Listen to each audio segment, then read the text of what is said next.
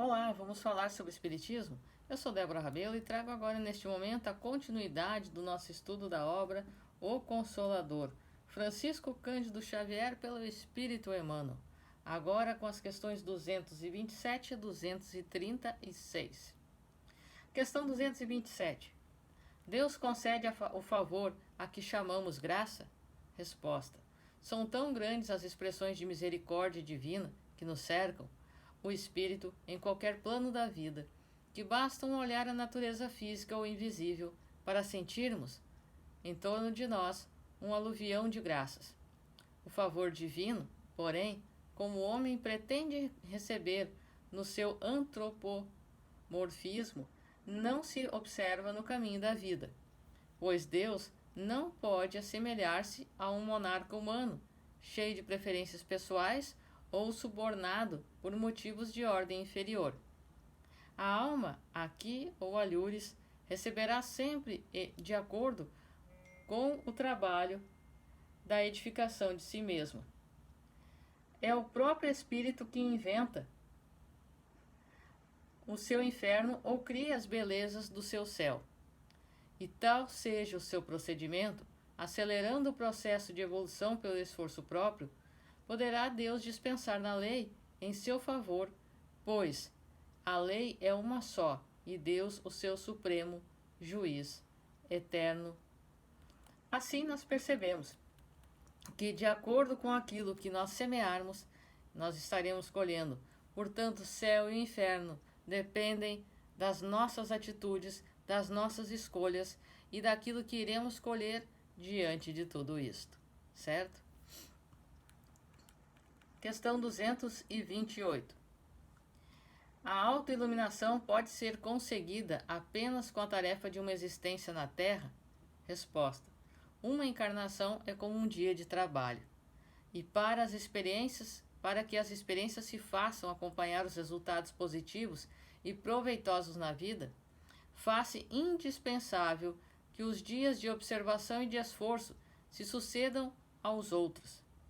No complexo das vidas diversas, o estudo prepara, todavia, somente a aplicação sincera dos ensinamentos do Cristo. Pode proporcionar a paz e a sabedoria, inerentes ao estado de plena iluminação dos redimidos. Então, nós sabemos que dia a dia nós iremos progredir de forma espiritual, material e intelectual.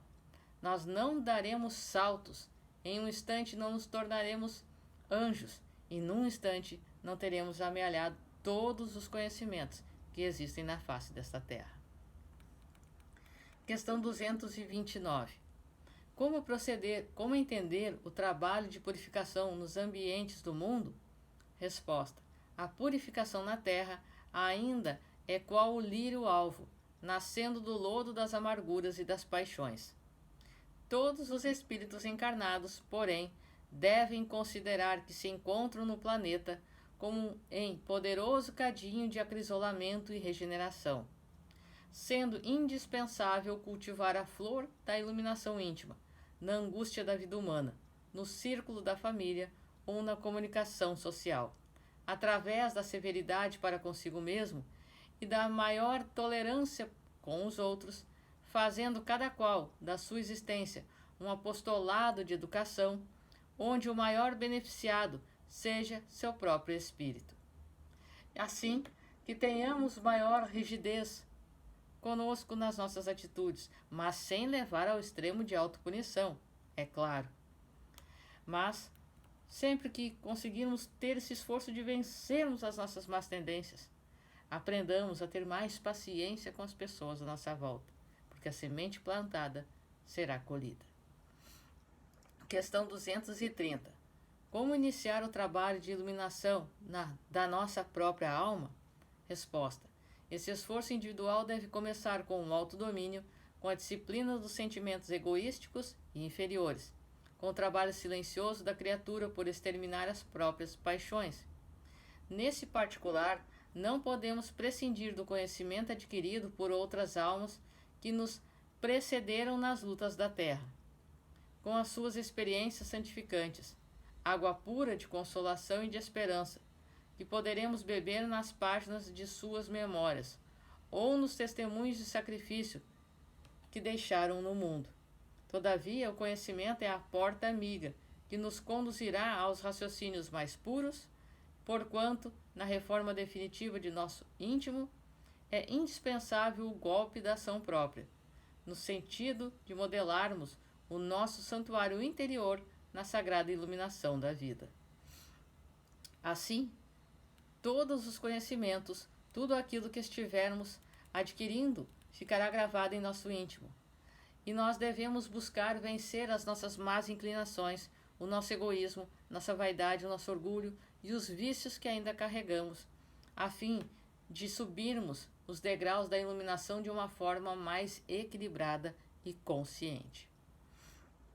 Questão 231. Considerando que numerosos agrupamentos espíritas se formam apenas para doutrinação das entidades perturbadas do plano invisível, quais os mais necessitados de luz?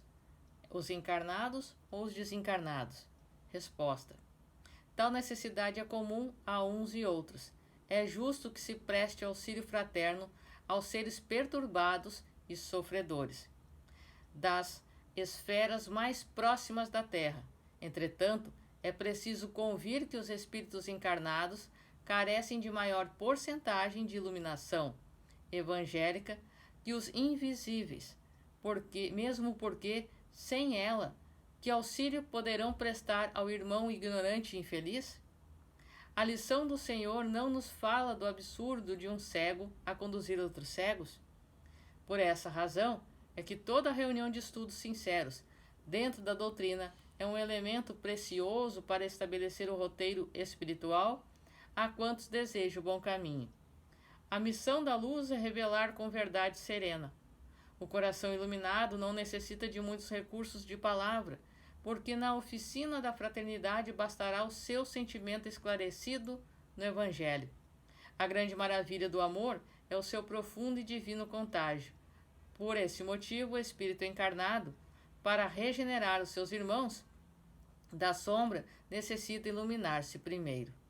Por isto, acendamos a luz dentro de nós, busquemos o estudo, busquemos o crescimento, busquemos nossa reforma íntima, e a partir disso, nós teremos condições de estarmos mais aptos, não apenas a nos ajudarmos, mas como ajudarmos outras pessoas, compreendendo as suas fraquezas, porque já passamos pelas mesmas situações e sabemos, desculpe o soluço, as dores que elas representam, certo? Questão 232. Tema: iluminação. Em qual matéria de conhecimento poderemos localizar a maior necessidade do homem? Resposta: como nos tempos mais recuados das civilizações mortas, temos de reafirmar que a maior necessidade da criatura humana ainda é o conhecimento de si mesma. Ou seja, buscarmos entender quem somos e o que estamos fazendo. Nosso autoconhecimento. 233. Por que razão o homem da Terra tem sido tão lento na solução do problema do seu conhecimento próprio? Resposta: isso é explicável. Somente agora a alma humana poderá em si mesmar-se o bastante para compreender as necessidades e os escaninhos da sua personalidade espiritual. Antigamente, a existência do homem resumia-se na luta com as forças externas, de modo a criar uma lei de harmonia entre ele próprio e a natureza terrestre. Muitos séculos decorreram para enfrentar os perigos comuns. A organização da tribo, da família, das tradições, das experiências coletivas exigiu muitos séculos de luta e de infortúnios dolorosos. A ciência das relações, o aproveitamento das forças materiais que o rodeavam, não requisitaram menor porção de tempo.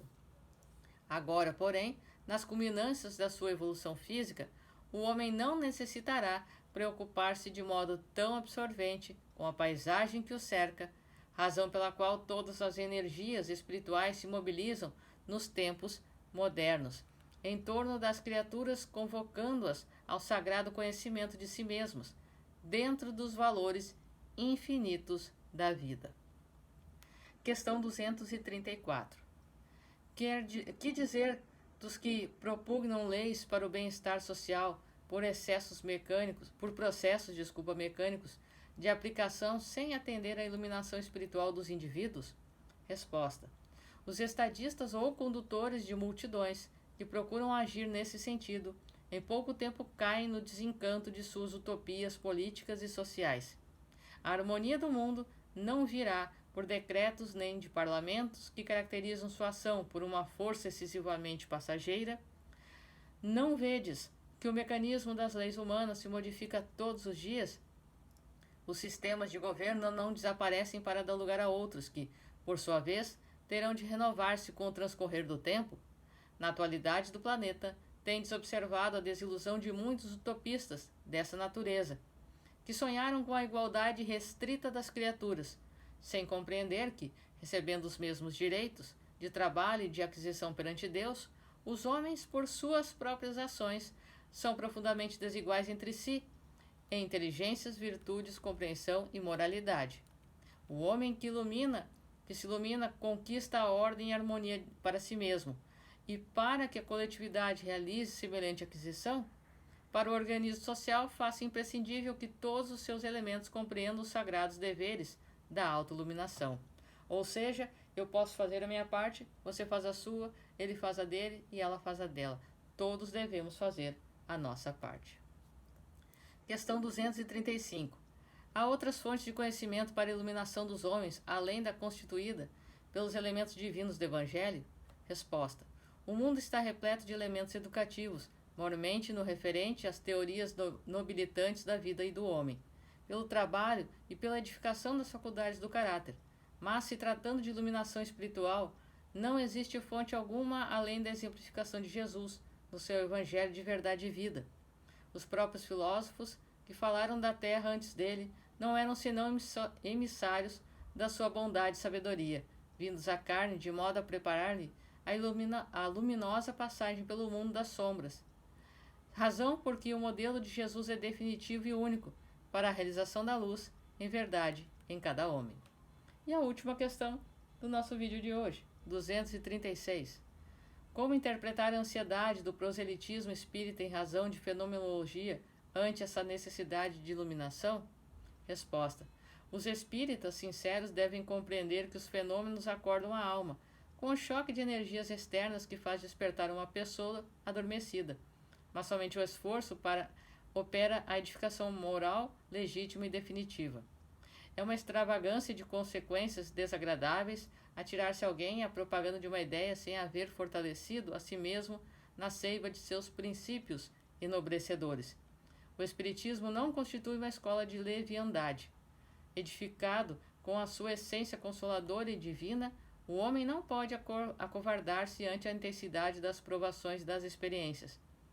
Grandes erros praticariam as entidades espirituais elevadas se prometessem aos seus amigos do mundo uma vida fácil e sem cuidados, solucionando-lhes todos os problemas e entregando-lhes a chave de todos os estudos. É egoísmo e insensatez provocar o plano invisível com os pequeninos caprichos pessoais. Cada estudioso desenvolva sua capacidade de trabalho e de iluminação, e não guarde para o trem o que lhe compete fazer em seu próprio benefício. O Espiritismo sem Evangelho pode alcançar as melhores expressões de nobreza, mas não passará de atividades destinadas a modificar-se ou desaparecer. Como todos os elementos transitórios do mundo, e o espírita, que não cogitou da sua iluminação com Jesus Cristo, pode ser um cientista e um filósofo, com as mais elevadas aquisições intelectuais, mas estará sem leme e sem roteiro no instante da tempestade inevitável, da provação e da experiência, porque só o sentimento divino da fé pode arrebatar o homem das preocupações inferiores da terra para os caminhos supremos dos páramos espirituais. Então, nós precisamos buscar o estudo, a compreensão do que acontece. Não é simplesmente fenômenos que acontecem sem que alguém os compreenda, sem uma razão para existir e sem uma educação a nós e a quem está exercendo estes fenômenos. Criar coisas simplesmente por chamar a atenção ou permitir que eles aconteçam somente para mostrar a outras pessoas? é uma atitude egoísta. É brincar com a razão, com os sentimentos, com a iluminação e com a elevação. Não podemos brincar com Deus. Não somos Deus. Certo? Eu sou Débora Rabelo. Este foi os estudos das questões 227 a 236. No próximo vídeo estaremos estudando da questão 237 a 246. Um forte abraço para você, que os bons espíritos nos guiem, Jesus nos abençoe e até a próxima.